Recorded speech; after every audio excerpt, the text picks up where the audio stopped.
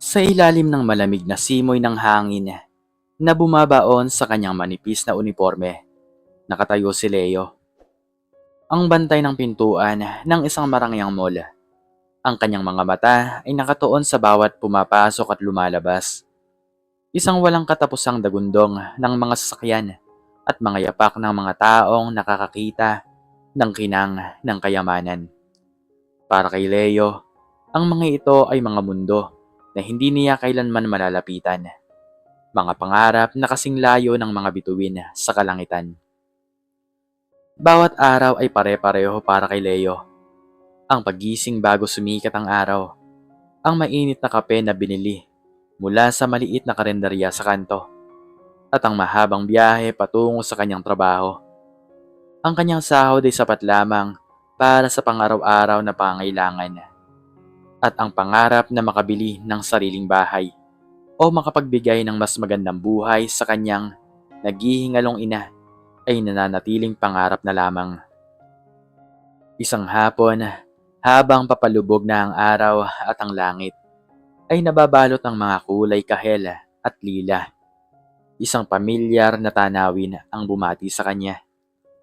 Sa gilid ng kalsada malapit sa pasukan ng mall, isang matandang babae ang nakaupo sa isang karton.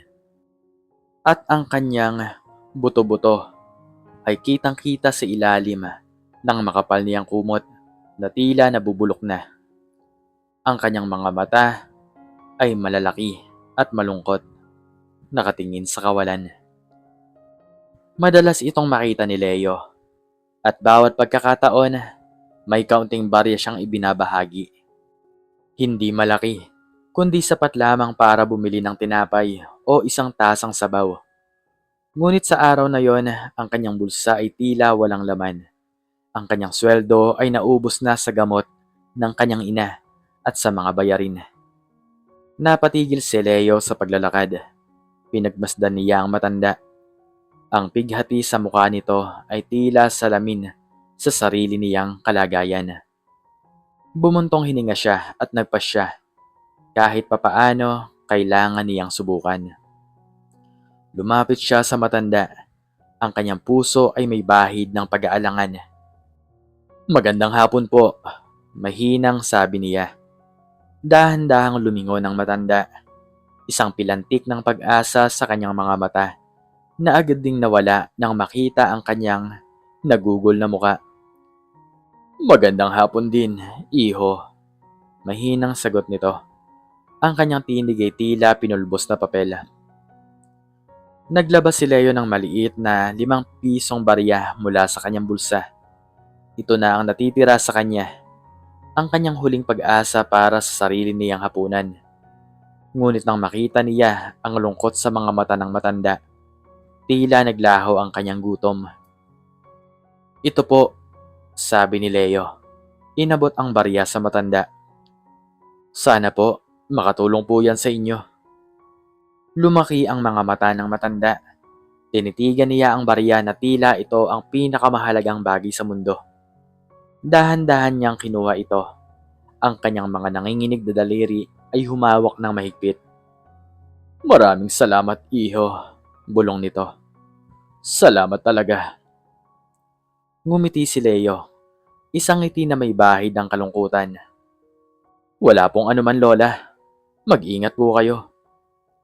Nagpatuloy si Leo sa kanyang paglalakad. Ang kanyang tiyan ay kumakalam, ngunit ang kanyang puso ay may kakaibang gaan. Yun na ang kanyang hapunan. Wala. Ngunit ang simpleng pagbibigay, kahit mahirap, ay nagbigay sa kanya ng isang kakaibang kasiyahan. Sumunod na ang mga araw ay tulad pa rin ng dati. Si Leo ay patuloy na nagbabantay. Nagmamasid sa mga taong may kayamanan at mga pangarap. Ang matandang babae ay hindi na niya nakita sa kanyang pwesto. Nagtaka siya kung saan ito nagpunta. Kung nakabili na ba ito ng sapat para sa sarili nito. Isang araw, isang kakaibang pangyayari ang naganap sa mall. Isang malaking pagtitipon ang ginanap. Ang mga tao ay nagbubulungan tungkol sa isang malaking anunsyo. Ang may-ari ng buong kumpanya, ang nagmamay-ari ng mall, at marami pang iba ay darating. Si Mr. Antonio Montenegro. Nagkaroon ng kakaibang kaba sa dibdib ni Leo. Hindi niya alam kung bakit, ngunit tila may kung anong hila sa kanyang direksyon.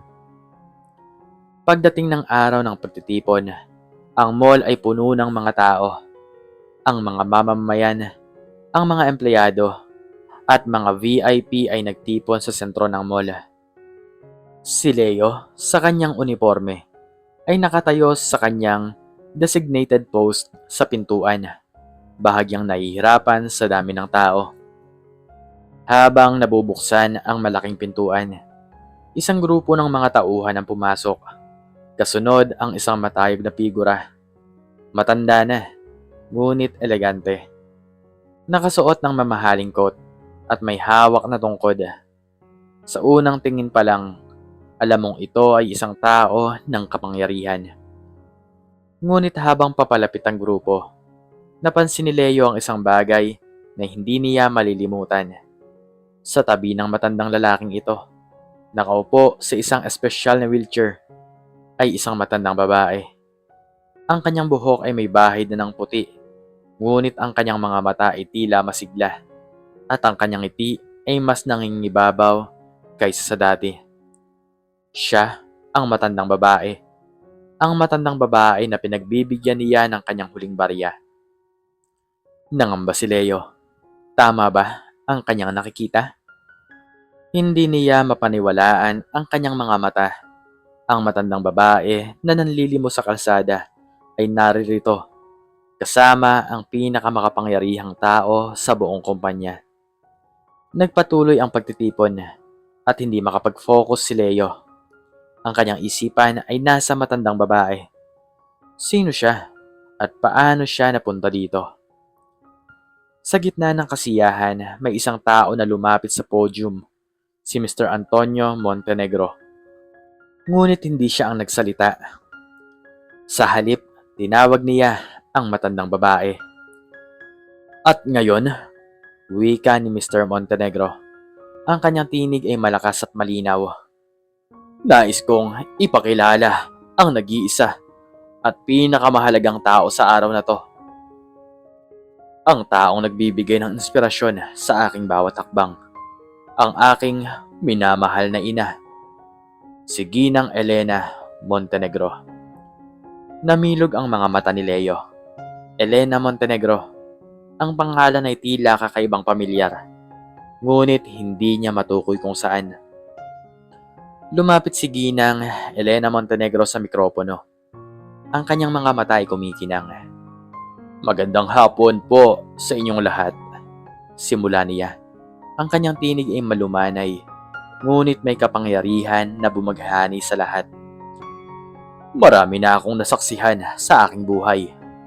Mga hirap, mga tagumpay, mga pighati at mga biyaya. Ngunit ang isang karanasan na hindi ko malilimutan ay ang kabaitan ng isang estranghero. Nanginginig ang tuhod ni Leo. Isang pakiramdam ng takot at pag-asa ang nagsimulang maghalo sa kanya. Ilang linggo na ang nakalilipas. Patuloy ni Ginang Montenegro. Ang kanyang mga mata ay tila naghahanap ng isang tao sa dami. Habang ako ay nagpapanggap na isang pulubi, naghihintay ng kaunting kabaitan mula sa mundo. May isang tao na lumapit sa akin. Isang simpleng security guard. Wala siyang maraming pera. Ngunit ibinahagi niya sa akin ang kanyang huling barya. Ang barya na sana ay para sa kanyang hapunan. Napakagatlabi si Leo. Ang kanyang dugo ay tila ng lamig. Ang kabaitan na yon, wika ni Ginang Montenegro. Ang kanyang tinig ay nagiging mas malakas. Ay hindi matatawaran. Dahil sa kabila ng sarili niyang kahirapan, nagawa niyang magbigay.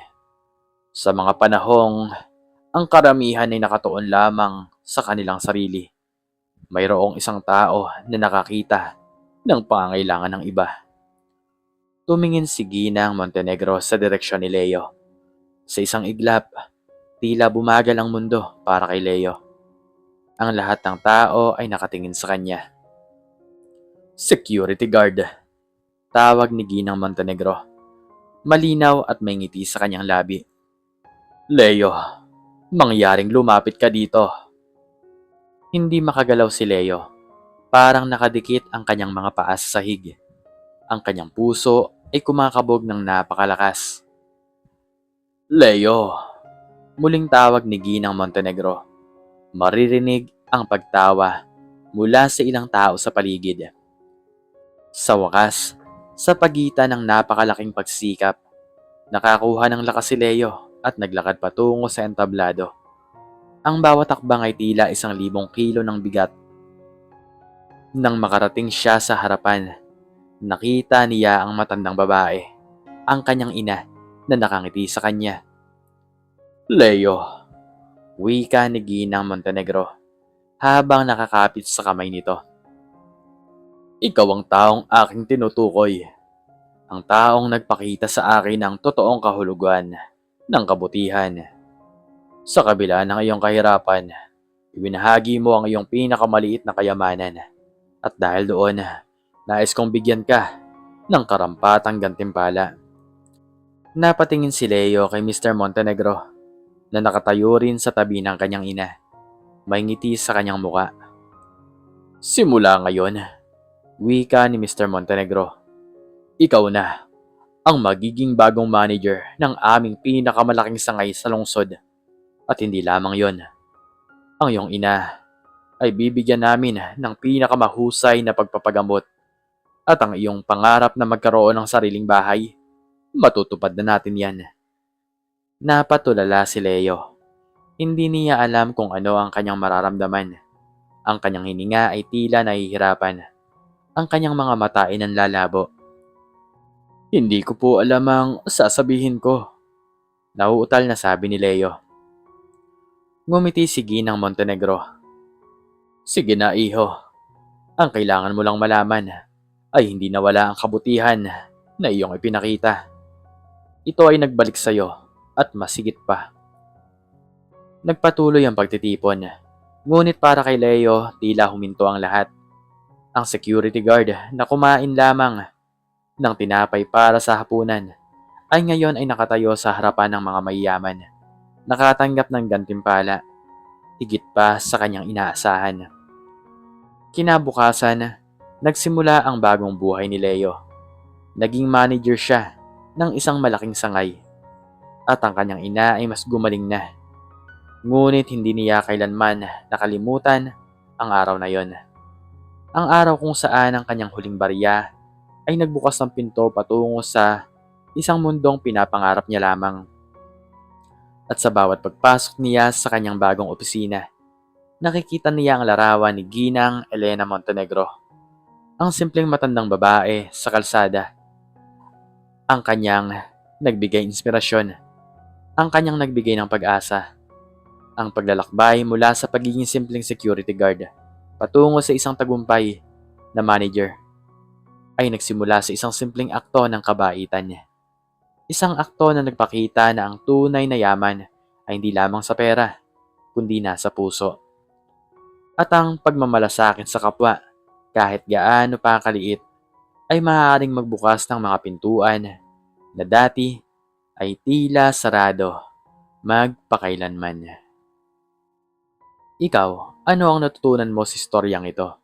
Makiki-comment naman sa baba kung ano ang iyong natutunan. At hanggang dito na lamang po nagtatapos ang aking istorya. Sana po ay nagustuhan nyo to. Please like, share, and subscribe. And click the notification bell para palagi po kayong updated sa mga bago ko pang istorya. Muli ay maraming salamat po at God bless us all.